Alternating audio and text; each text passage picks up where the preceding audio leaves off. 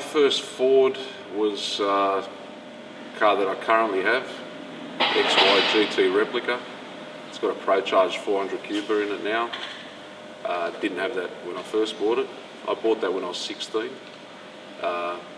Probably a year prior to that is when I really got excited for these sort of cars. I saw one flying along the Princess Highway at Cogra and heard all the sounds and look that goes with it, and I thought I've got to have one of these, and here we are 22 or so years later. I still have the same car that I bought back then.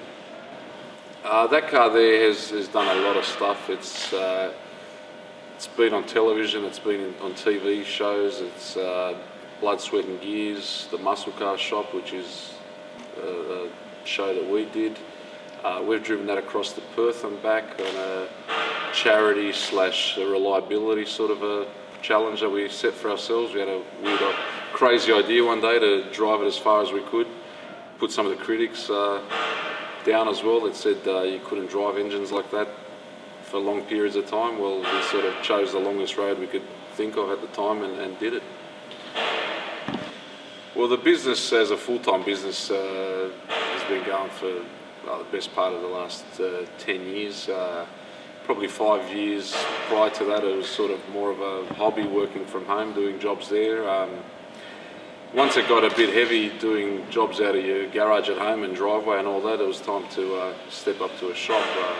The demand was there, and I knew that a shop would work. Before that, I'd already built a whole lot of big engines and built customers' cars and that sort of thing. And natural progression was to get into a shop and turn it into a full-time gig.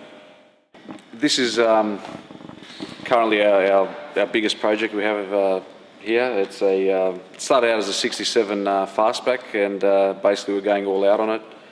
427 small block twin turbo we're doing for it. It's going to have a paddle shift transmission.